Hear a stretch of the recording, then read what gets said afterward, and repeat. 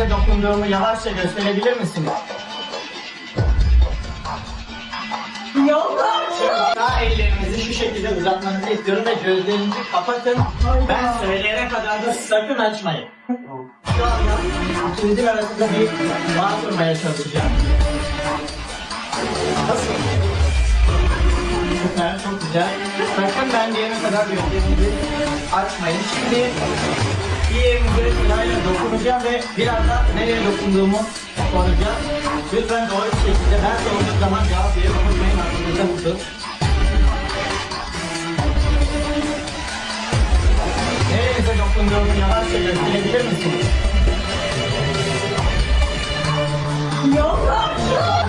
Bir şey daha deneyeceğim.